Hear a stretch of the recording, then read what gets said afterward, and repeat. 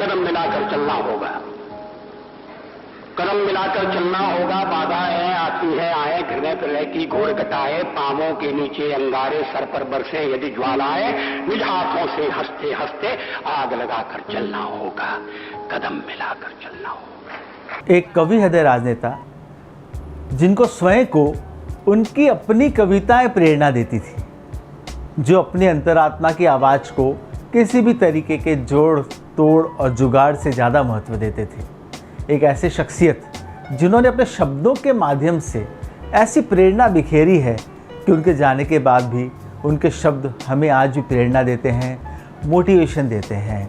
मैं मोटिवेशन गुरु Sushil Chaudhary, life coach, trainer और एक लेखक हूँ और आज मैं शब्द उधार ले रहा हूँ आदरणीय अटल बिहारी वाजपेयी जी के और उनकी प्रसिद्ध कविता, जो हमें हर पल में संघर्ष करने की प्रेरणा देती है, हर बाधा को पार करने की प्रेरणा देती है, हर मुसीबत से आगे बढ़ने की प्रेरणा देती है, विचलित न होने की प्रेरणा देती है। और वो कविता है, कदम मिलाकर चलना होगा।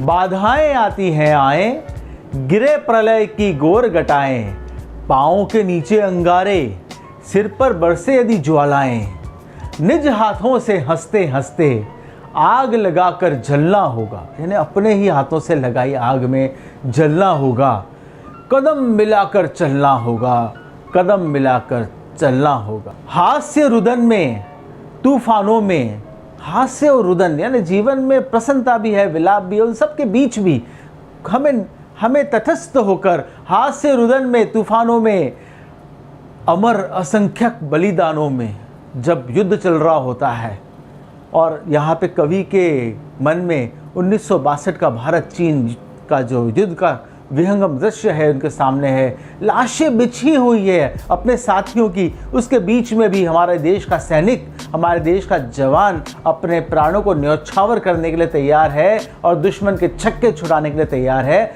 इसीलिए कहा जाता है हास्य रुदन में, तूफानों में, अमर असंख्यक बलिदानों में, उद्यानों में, वीरानों में। कभी तो हमारे को ऐसा लगता है कि हम उद्यानों में चल रहे हैं, इतनी हरियाली, इतनी प्रसन्नता पूर्वक, इतना अच्छा वातावरण है। और कभी वीरानों में एकदम हम जैसे कि वीरान हुए, युद्ध से वीरान हुए शहर के मध्य से निकल रहे हैं। उद्यानों में, वीरानों में, अपमानों में, सम्मानों में। ऐसा कहा जाता है कि एक दिन के अपमान से हम जीवन को समाप्त नहीं कर सकते और एक दिन के सम्मान से हम ये नहीं मान सकते कि हमारा जीवन संपूर्ण हो गया।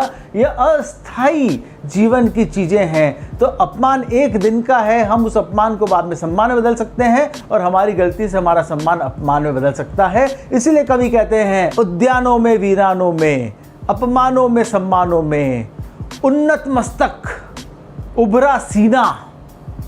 फिर भी ऐसा गुरु रविंद्रनाथ टैगोर ने कहा था, हेड इज हेल्ड हाई, यानी कि हमारा सिर सदा ऊंचा रहना चाहिए। इसलिए एक हिंदी गीत भी था, न मुंह छुपा के जियो और न सर झुका के जियो, गमों का दौर भी आए तो मुस्कुरा के जियो। तो ऐसी बात अटल जी कहते हैं कि उन्नत मस्तक, उभरा सीना, पीड़ाओं में पलना होगा, कदम मिलाकर चलना होगा। उजियारे में, अंधकार में, कभी तो जीवन में रोशनी है, हमें मार्ग स्पष्ट दिखता है, कभी हम अंधकार में हाथ पांव मार रहे होते हैं, फिर भी आगे बढ़ने का प्रयास करते हैं। तो उजियारे में, अंधकार में, आप ये देखिएगा कि अटल जी के राजनीतिक जीवन में भी ऐसा कभी हुआ कि उन्हें अपमान भी सहने पड़े, उन्हें स्वयं चुनाव हारना पड़ा, इतने महान नेता को भी चुनाव हारना पड़ा। उसके बावजूद उन्होंने संकल्प लिया, बनाने की स्थिति तक पहुंचाया अपने साथियों के साथ मिलकर। तो उस अंधकार को भी चीर कर उन्होंने उस उजाले को तलाशा।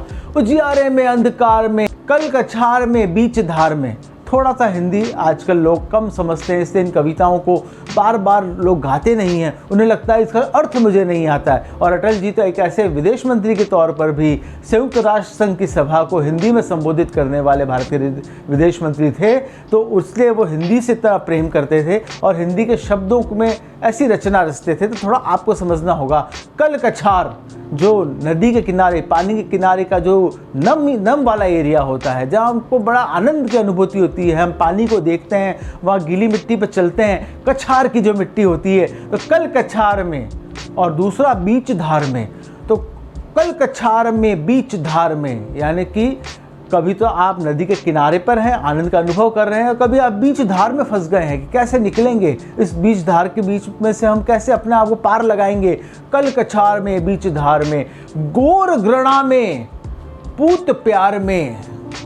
घोर घृणा, लोग आपसे नफरत करते हैं, ऐसे में भी आप अपने सर्वाइवल, अपने अस्तित्व की रक्षा कर रहे हैं।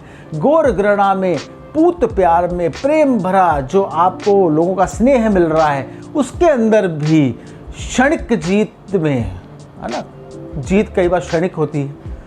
हम थोड़ी एक बार जीतते हैं, उतना ही हारने का डर होता है। उस जीत को संभाल के रखना, बनाए रखना भी बहुत महत्वपूर्ण होता है। कई लोग अपने व्यवसाय में सफल होते हैं बड़ी तेज़ी से, और तुरंत ही आप देखते हैं उनका पतन होने लगता है। इसलिए क्षणिक जीत में, दीर्घ हार में, बहुत ही लंबी हार, बहुत लंबे समय तक आप हार रहे हो, फिर भी आप अपने अंदर सकारात्मकता को बरकरार रखे हुए हो, तो क्षणिक जीत में, दीर्घ हार में, जीवन के शत शत आकर्षक अरमानों को दलना होगा। बहुत महत्वपूर्ण। भगत सिंह ने एक बात कही थी।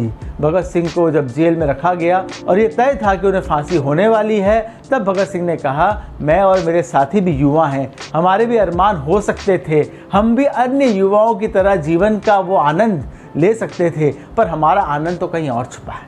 उन्होंने उन अरमानों को दफन किया जो एक 22 साल के युवक के हृदय में अरमान होते हैं। तो ऐसी बात अटल जी कहते हैं कि अरमानों को दलना होगा, अपने अरमानों का दमन करना होगा, अब अपने अरमानों पर अंकुश लगाना होगा, क्योंकि कदम मिलाकर चलना होगा।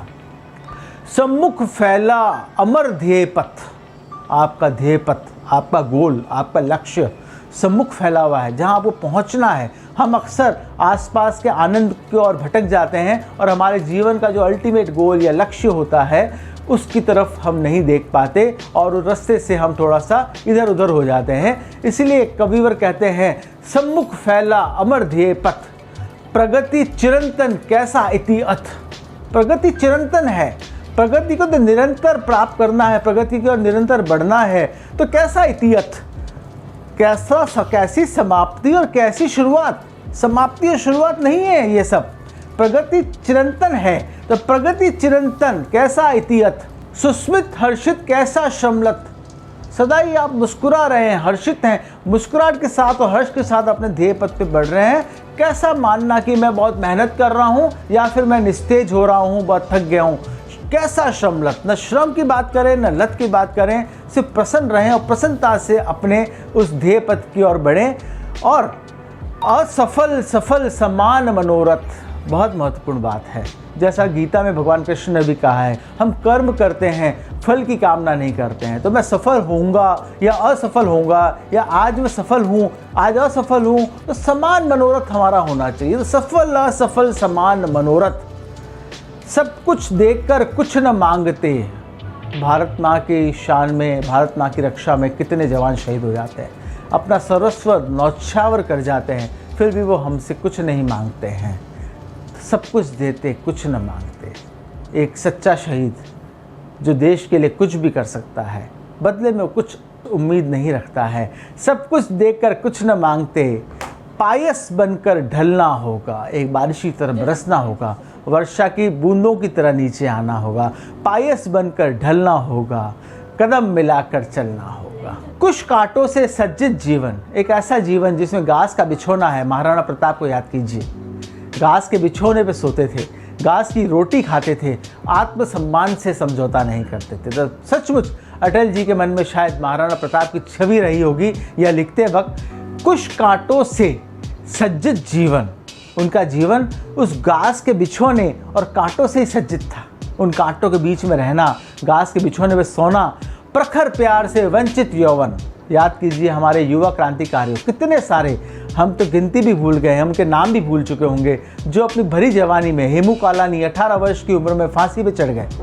हम में से अधिकतर को नाम याद नहीं आ रहा होगा। भगत सिंह के साथ फांसी चढ़ने वाले सुखदेव राजगुरु को तो हम याद कर रहे हैं, साथ ही साथ अशफाक उल्लाह खान, बिस्मिल, भरे यौवन में, मतलब उस यौवन में वो प्यार से वंचित थे, प्रखर प्यार से वंचित यौवन, नीरवता से मुखरित मधुवन।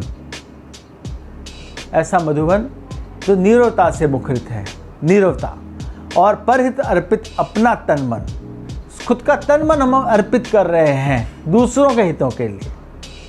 हमें कोरोना नहीं हो जाए इसलिए कितने सफाई कर्मचारी, डॉक्टर्स, पुलिसकर्मी, इनके जीवन दांव पे लग गया, कईयों की मृत्यु हो गई, पर किस लिए? दूसरों के हित के लिए।